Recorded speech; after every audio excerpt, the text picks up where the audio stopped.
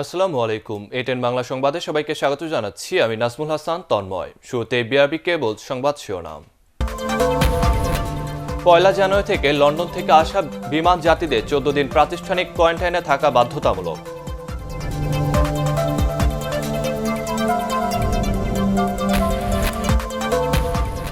প্রথম দফায় 24টি পৌরসভার নির্বাচনে মেয়র পদে 18টিতে আওয়ামী লীগ, 3টিতে স্বতন্ত্র ও 2টিতে বিএনপি প্রার্থী বিজয়ী।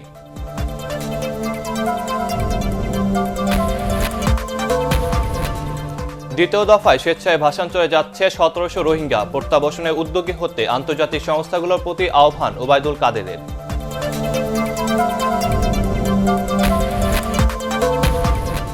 এবং রপ্তানি আয়ে প্রবৃদ্ধি, বৈদেশিক মুদ্রা রিজার্ভে রেকর্ড। চাঙ্গা পুঁজিবাজার, করোনা বছরেও অর্থনীতিতে ঘুরে দাঁড়ানোর ইঙ্গিত।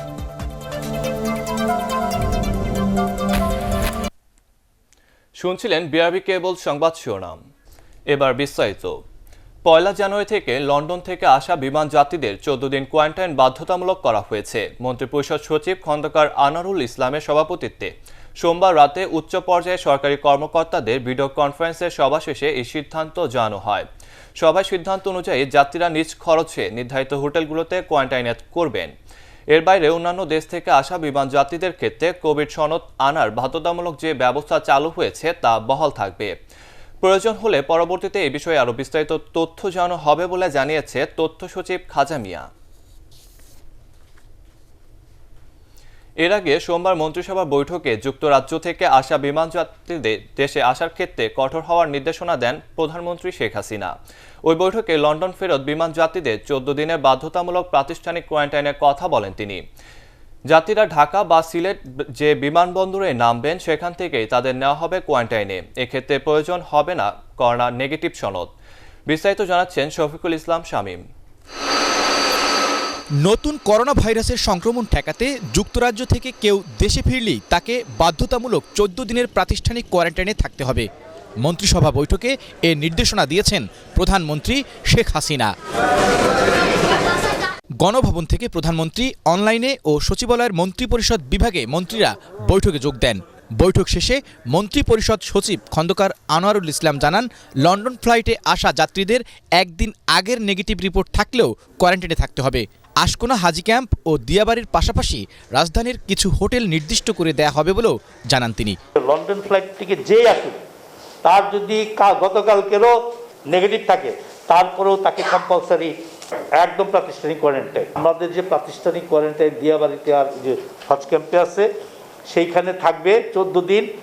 আর কিছু হোটেলের ব্যবস্থা রাখতে হবে, যদি কোনো ওয়েল অফ থাকে তাদেরকে বিদেশে যেরকম এখন অপশন দেওয়া হচ্ছে সেই হোটেলগুলোকে খালি করে সেই হোটেলগুলোতেও তাদের ব্যবস্থা রাখা যাবে।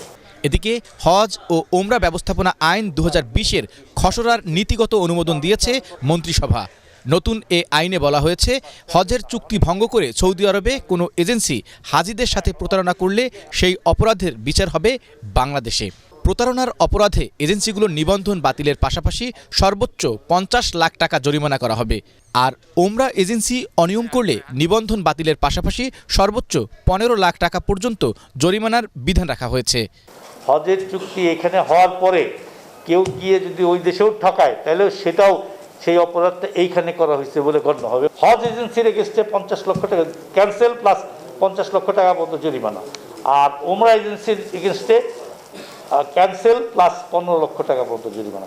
এছাড়া মহাসড়ক আইন 2020-এর খসড়ার নীতিগত অনুমোদন দেয় মন্ত্রিসভা।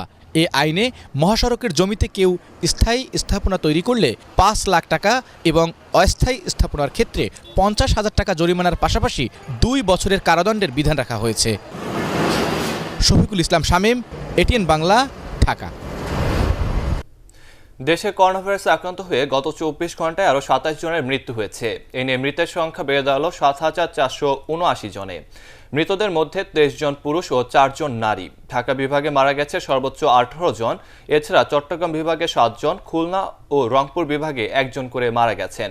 সর্বশেষ 24 ঘন্টায় 12,617টি নমুনা পরীক্ষায় 932 জনের করোনা শনাক্ত হয়েছে। শনাক্তের হার 7.39%। মোট আক্রান্তের সংখ্যা 5,10,080 জন। গত 24 ঘন্টায় সুস্থ হয়েছে 1,357 জন। এ নিয়ে মোট সুস্থ হলেন 4,53,318 জন। স্বাস্থ্য অধিদপ্তরের সংবাদ বিজ্ঞপ্তিতে এসব তথ্য জানানো হয়।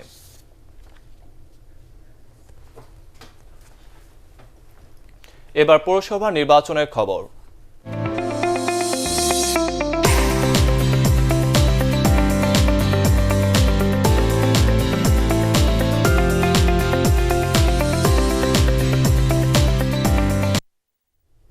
প্রথম দফায় 24টি পৌরসভা নির্বাচনের 23টির ফলাফল পাওয়া গেছে। এর মধ্যে মেয়র পদে 18টিতে আওয়ামী লীগ, 3টিতে স্বতন্ত্র ও 2টিতে বিএনপি প্রার্থী বেসরকারিভাবে বিজয়ী হয়েছেন। প্রার্থীর মৃত্যুর কারণে একটির ফলাফল স্থগিত রয়েছে।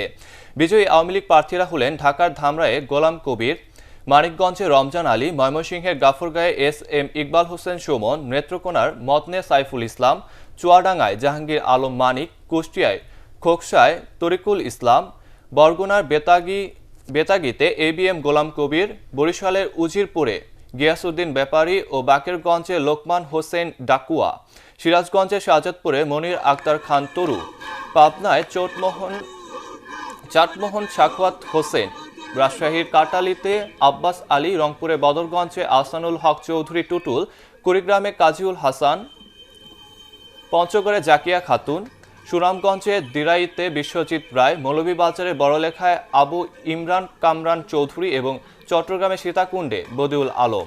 বিজয়ী স্বতন্ত্র প্রার্থীরা হলেন ঠাকুরগাঁয়ে পীরগঞ্জে ইকরামুল হক, পটুয়াখালীর কুয়াকাটায় আনোয়ার হাওলাদার এবং দিনাজপুরের ফুলবাড়িতে মাহমুদ আলম লিটন। বিজয়ী বিএনপি প্রার্থীরা হলেন রাজশাহীর পাথুরিয়ার আল মামুন খান ও হবিগঞ্জে শায়েস্তাগঞ্জে ফরিদ আহমেদ অলি। অন্যদিকে বিএনপি প্রার্থীর মৃত্যুর কারণে খুলনায় চালনা পৌরসভার মেয়র পদের ফল স্থগিত রাখা হয়েছে। প্রথম দফা পৌর নির্বাচনের গড়ে 60% ভোট পড়েছে বলে জানিয়েছে নির্বাচন কমিশন। ভোট গ্রহণ শেষে কমিশন সচিবালয় ব্রিফিংয়ে ইসি সচিব মোহাম্মদ আলমগীর সাংবাদিকদের জানান, শান্তিপূর্ণভাবে নির্বাচন অনুষ্ঠিত হয়েছে। যে কয়টি স্থানে অনিয়মের অভিযোগ পাওয়া গেছে তা তদন্ত করে আইনগত ব্যবস্থা নেওয়া হবে বলেও জানিয়েছেন তিনি। সচিব আরও জানান, খুলনার চালনা পৌরসভার বিএনপি মেয়র প্রার্থী মারা যাওয়ায় ওই পদে সেখানকার নির্বাচনী ফলাফল আপাতত স্থগিত রাখা হয়েছে। সব জায়গায় শান্তিপূর্ণভাবে নির্বাচন সম্পন্ন হয়েছে। 60%-এর নিচে কোথাও ভোট পড়েনি, 60, কোথাও 70, কোথাও 80 পর্যন্ত ভোট পড়েছে। কিছু দুষ্কৃতিকারীরা এসে ইভিএম কেড়ে নেওয়ার চেষ্টা করেছিল। যারা এই অন্যায় কাজ করেছে তাদের বিরুদ্ধে যথাযথ ব্যবস্থা নেওয়ার জন্য, মামলা দেওয়ার জন্য এবং নির্বাচন আইন অনুযায়ী ব্যবস্থা নেওয়ার জন্য নির্দেশ দেওয়া হয়েছে। এদিকে পৌর নির্বাচনে ভোট কেন্দ্রে দখলের অভিযোগ তুলে নির্বাচন কমিশনের পদত্যাগ দাবি করেছে বিএনপি মহাসচিব মির্জা ফখরুল ইসলাম আলমগীর। কমিশনের আত্মসম্মানবোধ নিয়েও প্রশ্ন তুলেন তিনি। ইভিএম পদ্ধতি বাংলাদেশের জন্য উপযোগী নয় বলেও এ সময় দাবি করেন মির্জা ফখরুল। ঠাকুরগাঁয়ে নিজ বাসভবনে সাংবাদিকদের তিনি বলেন, ইভিএম পদ্ধতিতে ভোট জালিয়াতি ও কারচুপির যথেষ্ট সুযোগ রয়েছে। ইভিএম বাংলাদেশের জন্য উপযোগী কোনো ব্যবস্থা নয়। ইভিএম এটা কখনোই সুষ্ঠু হলো কি হলো না এ কথা জানার কোনো সুযোগ নেই, বা তার ভোটটা যে জায়গায় সে ভোট দিতে চায় সেখানে গেল কি গেল না সেটা তার জানার কোনো সেই সুযোগটা নেই। সেই ক্ষেত্রে আপনার ভোটের একটা জালিয়াতি, কারচুপির যথেষ্ট সুযোগ রয়ে গেছে। এবার অন্যান্য সংবাদ। কক্সবাজার থেকে দ্বিতীয় ধাপে ভাসানচরের উদ্দেশ্যে রওনা দেওয়ার জন্য রোহিঙ্গাদের একটি দল চট্টগ্রামে পৌঁছেছে। সোমবার রাতে রোহিঙ্গাদের বহনকারী বাস নগরীর পতেঙ্গার BAF শাইন কলেজে পৌঁছায়। মোট 30টি বাসে প্রায় 1772 জন রোহিঙ্গাকে রাতে চট্টগ্রামে অস্থায়ী ট্রানজিট ক্যাম্পে রাখা হবে। আজ নৌবাহিনী জাহাজে তাদের ভাসানচর নিয়ে যাওয়া হবে। এর আগে প্রথম ধাপে 1642 রোহিঙ্গাকে ভাসানচরে পাঠানো হয়। রোহিঙ্গা প্রত্যাবাসনে মিয়ানমারের উপর চাপ সৃষ্টি করতে আন্তর্জাতিক সংস্থাগুলোর প্রতি আহ্বান জানিয়েছেন আওয়ামী লীগের সাধারণ সম্পাদক ওবায়দুল কাদের। তিনি বলেন, প্রায় 12 লাখ রোহিঙ্গা শরণার্থীকে কক্সবাজারে আশ্রয় দেওয়ার পর তাদের ভরণ পোষণ করতে গিয়ে দেশের অর্থনীতির উপর প্রবল চাপ সৃষ্টি হয়েছে। রাজধানী বাসভবনে ব্রিফিংয়ে ওবায়দুল কাদের আরও বলেন, স্বল্প জায়গায় অধিক সংখ্যক মানুষের বসবাসের কারণে সামাজিক পরিবেশ ও প্রকৃতির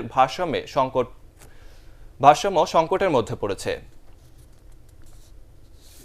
এখনো নিজ দেশের নাগরিকদের ফিরিয়ে নিতে মায়ানমারের উপর কার্যকর কোনো চাপ তৈরি করা যায়নি।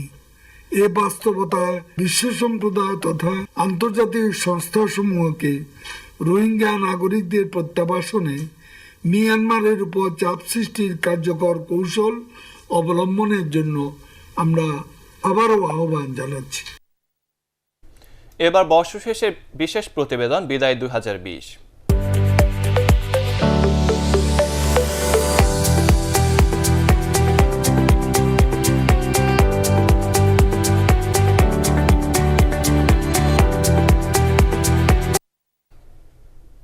রপ্তানি আয়ে প্রবৃদ্ধি, বৈদেশিক মুদ্রা রিজার্ভে একের পর এক রেকর্ড, চাঙ্গা পুঁজিবাজার এবং মাথাপিছু গড় আয়ে ভারতকে ছাড়িয়ে যাওয়ার ইঙ্গিত। মোটা দাগে 2020 সালে বাংলাদেশের অর্থনীতির জন্য সুখবর। করোনা মহামারী মোকাবেলায় যে খবরগুলো সরকারকে সাহস যোগাচ্ছে, জানাচ্ছে বাংলাদেশের অর্থনীতির সক্ষমতার কথা। বিদায়ী বছরের অর্থনীতির হালনাগাদ খবর জানাচ্ছেন মানস ঘোষ।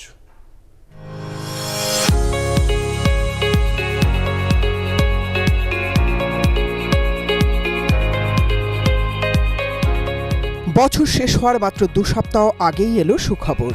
বাংলাদেশের রিজার্ভ এখন পাকিস্তানের দ্বিগুণ।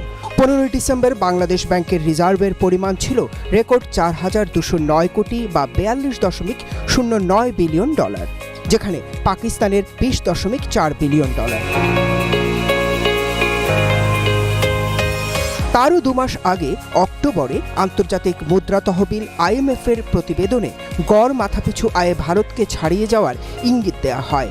IMF এর প্রাক্কালন বলছে বাংলাদেশের মাথাপিছু গড় আয় 1,888 মার্কিন ডলারে উন্নীত হবে, ভারতে 1,877। অর্থাৎ কিনা নতুন বছরে বাংলাদেশিরা কিছুটা হলেও বেশি আয়ের সুযোগ পাবে ভারতীয়দের চেয়ে। ওদিকে এশীয় উন্নয়ন ব্যাংক ADBর প্রাক্কলন বলছে করোনার ধাক্কা সামলে বাংলাদেশের অর্থনৈতিক কর্মকাণ্ড ঘুরে দাঁড়াতে শুরু করায় চলতি অর্থ বছরে মোট দেশজ উৎপাদন GDP 6.8% বাড়তে পারে।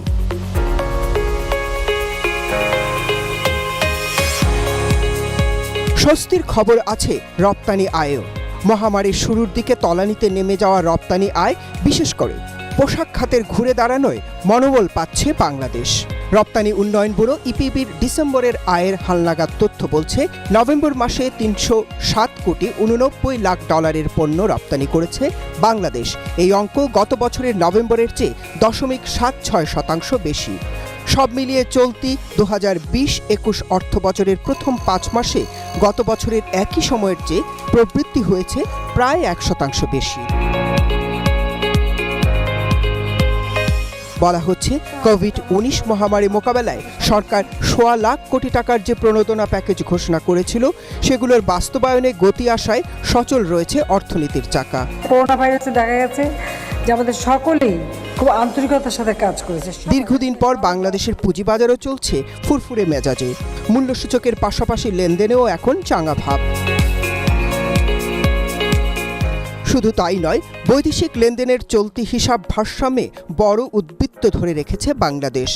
তলানিতে নেমে আসার পরও ঘুরে দাঁড়াতে শুরু করেছে দেশের বিনিয়োগ বৃদ্ধির অন্যতম প্রধান নিয়ামক বেসরকারি খাতে ঋণ প্রবাহের প্রবৃদ্ধি। মানুষের আয় উপার্জন কমে গেলেও সঞ্চয়পত্র বিক্রি বাড়ছে লাফিয়ে লাফিয়ে। কয়েক দফা প্রাকৃতিক দুর্যোগের পরও পিছিয়ে নেই কৃষি। আমনে বাম্পার ফলন নতুন করে স্বপ্ন দেখাচ্ছে, ইঙ্গিত দিচ্ছে বাংলাদেশের অর্থনীতির ঘুরে দাঁড়াবার। Manas Ghosh, ATN Bangla, Dhaka. Narinda junior lions ক্লাবের আয়োজনে ও গ্যান্ডারিয়া এডুকো ইন্টারন্যাশনাল স্কুলের সৌজন্যে মহান বিজয় দিবস উপলক্ষে কাউন্সিলর কাপ ব্যাডমিন্টন টুর্নামেন্ট ও মরহুম সেলিম আল মাহমুদ স্মৃতি ক্যারাম টুর্নামেন্টের পুরস্কার বিতরণ অনুষ্ঠিত হয়েছে। অনুষ্ঠানে প্রধান অতিথি হিসেবে উপস্থিত ছিলেন। বিজয়ীদের মাঝে পুরস্কার বিতরণ করেন 41 নং ওয়ার্ড কাউন্সিলর আলহাজ সরওয়াল হাসান আলু। বিশেষ অতিথি ছিলেন এডুকো ইন্টারন্যাশনালের চেয়ারম্যান ওবায়দুল হক পাটোয়ারি। এ সময় এডুকো ইন্টারন্যাশনাল স্কুলের ভাইস প্রিন্সিপাল নজরুল ইসলাম পাটোয়ারি সহ 9টি ওয়ার্ডের কাউন্সিলররা উপস্থিত ছিলেন।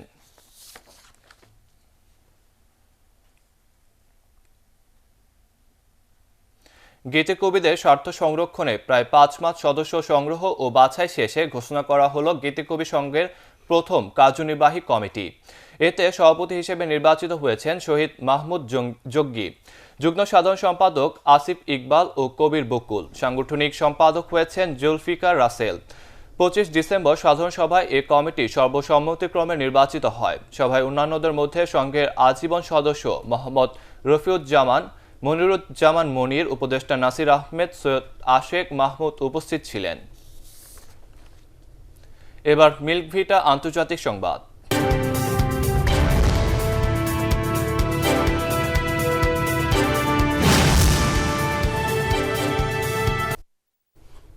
সৌদি আরবের পর এবার আন্তর্জাতিক ভ্রমণকারীদের জন্য নিষেধাজ্ঞা আরোপ করল ইন্দোনেশিয়া। আগামী 1 জানুয়ারি থেকে 2 সপ্তাহের জন্য দেশটিতে ভ্রমণ নিষেধাজ্ঞা জারি করা হয়েছে বলে জানিয়েছে আল জাজিরা। এর আগে ব্রিটেন থেকে আগত ভ্রমণকারীদের উপর নিষেধাজ্ঞা জারি করে দেশটি। ব্রিটেনে নতুন করোনা ভাইরাস শনাক্তের পরই দেশটির নাগরিকদের উপর এই নিষেধাজ্ঞা আরোপ করা হয়। এছাড়া বিভিন্ন দেশে সম্প্রতি এই ভাইরাসের উপস্থিতি নিশ্চিত হওয়ার পর ইউরোপ এবং অস্ট্রেলিয়া থেকে আগত ভ্রমণকারীদের উপরও কঠোর নিষেধাজ্ঞা জারি করে দেশটি। ইন্দোনেশিয়ার করোনা আক্রান্তের সংখ্যা ছাড়িয়েছে 7,19,000, মৃত্যু 21,452 জনেরও বেশি। দেশটির গত 24 ঘন্টায় নতুন করে আক্রান্তের সংখ্যা 5,854 জন, মারা গেছে 215 জন। নতুন রূপে উদ্বোধন করা হলো চট্টগ্রাম প্রেস ক্লাবে মিডিয়া সেন্টার। চট্টগ্রাম জেলা পরিষদ চেয়ারম্যান মোহাম্মদ আব্দুস সালাম সকালে আনুষ্ঠানিকভাবে এর উদ্বোধন করেন। চট্টগ্রাম প্রেস ক্লাবের সভাপতি আলী আব্বাসের সভাপতিত্বে অনুষ্ঠানে বক্তব্য রাখেন প্রেস ক্লাবের সাবেক সভাপতি ও রূপালী ব্যাংকের সাবেক পরিচালক আবু সুফিয়ান, চট্টগ্রাম সাংবাদিক ইউনিয়নের সভাপতি মোহাম্মদ আলী, প্রেস ক্লাব সাধারণ সম্পাদক চৌধুরী ফরিদ সহ সাংবাদিক নেতারা। 10টি কম্পিউটার ও অন্যান্য সরঞ্জাম সহ আধুনিক মিডিয়া সেন্টার স্থাপনে সহায়তা দিয়েছে চট্টগ্রাম জেলা পরিষদ।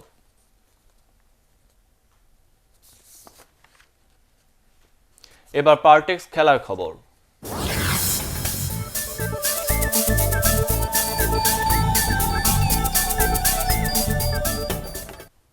এপ্রিলে অনুষ্ঠিত হতে পারে বাংলাদেশ ও শ্রীলঙ্কার মধ্যকার টেস্ট সিরিজ। স্থগিত হওয়া লঙ্কা সফর নিয়ে 2 বোর্ডের আলোচনা চলছে বলে জানান বিবিসির প্রধান নির্বাহী কর্মকর্তা নিজামুদ্দিন চৌধুরী। সূচি অনুযায়ী গত জুলাই টেস্ট চ্যাম্পিয়নশিপের এই সিরিজ আয়োজনের কথা থাকলেও করোনা ভাইরাসের কারণে তা স্থগিত করা হয়। সেপ্টেম্বরে এই সিরিজ মাঠে গড়ানোর কথা উঠলেও লঙ্কানদের শর্তের কারণে তা হয়ে ওঠেনি। তবে এবার শ্রীলঙ্কার আগ্রহে সফরে যাওয়ার কথা ভাবছে বাংলাদেশ ক্রিকেট বোর্ড। সূচিতে 3 ম্যাচের টেস্ট সিরিজ খেলার কথা থাকলেও যোগ হতে পারে ওয়ানডে কিংবা T20 match. Sri Lanka board basically এই প্রপোজালটা ওদের কাছ থেকে এসছে, যেহেতু আমরা ফার্স্ট পেলে যখন আমাদের আলোচনাটা হচ্ছিল টুর্নামেন্টটা সিরিজটা হয়নি, সেক্ষেত্রে আমরাও ইন প্রিন্সিপাল এগ্রিড যে আমরা আমাদের যে টেস্ট চ্যাম্পিয়নশিপের যে কমিটমেন্ট রয়েছে সেই অনুযায়ী আমরা শ্রীলঙ্কার সাথে টেস্ট ম্যাচ খেলবো এবং এর সাথে যদি অন্য কোনো কিছু অ্যাড হয় সেটা আমরা আমাদের এফটিপিতে যদি আমাদের ওই স্পেসটা পাওয়া যায় আমরা সেটা এভাবে কাজ করে নেব। আর্জেন্টাইনের গোলে চট্টগ্রাম আবাহনীকে হারিয়ে গ্রুপ চ্যাম্পিয়ন হয়ে ফেডারেশন কাপের কোয়ার্টার ফাইনালে উঠেছে বসুন্ধরা কিংস। বসুন্ধরা বঙ্গবন্ধু স্টেডিয়ামে গ্রুপ সেরা হওয়ার লড়াইয়ে 50 মিনিটে আর্জেন্টাইন স্ট্রাইকার রাউল অস্কারের একমাত্র গোলে জয়ের স্বাদ পায় বসুন্ধরা। এক ম্যাচ হাতে রেখেই শেষ 16 নিশ্চিত করেছিল দুদল। গ্রুপ পর্বের 2 ম্যাচ শেষে বসুন্ধরা কিংসের পয়েন্ট 6, চট্টগ্রাম আবাহনীর 3। এই গ্রুপের অন্য দল রহমতগঞ্জ মুসলিম ফ্রেন্ডস সোসাইটি আগেই বিদায় নিয়েছে ফেডারেশন কাপ থেকে। বসুন্ধরা কিংস জিতে গেছে, আমরা বসুন্ধরা কিংসকে জিতিয়েছেন ম্যাচের 5 এবং এই শেষ করার আগে বিআরবি কেবল সংবাদ শিরোনাম আরেকবার। 1 জানুয়ারি থেকে লন্ডন থেকে আসা বিমান যাত্রীদের 14 দিন প্রাতিষ্ঠানিক কোয়ারেন্টাইন বাধ্যতামূলক।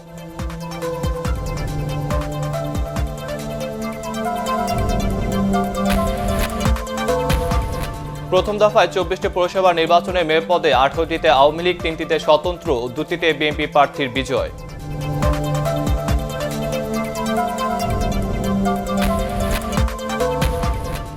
দ্বিতীয় দফায় স্বেচ্ছায় ভাষান্তরে যাচ্ছে 1700 রোহিঙ্গা। প্রত্যাবাসনে উদ্যোগী হতে আন্তর্জাতিক সংস্থাগুলোর প্রতি আহ্বান ওবায়দুল কাদেরের।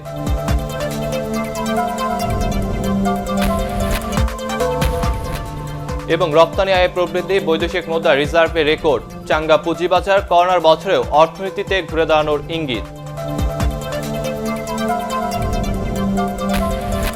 দর্শক, পরবর্তী সংবাদ দেখার আমন্ত্রণ জানিয়ে এখনকার মতো শেষ করছি। করোনা ভাইরাস থেকে নিজেকে সুরক্ষিত রাখতে মাস্ক পরুন, বারবার হাত পরিষ্কার করুন। এটিএন বাংলা সংবাদ ইউটিউবে দেখতে ব্রাউজ করুন youtube/ATN বাংলা নিউজ।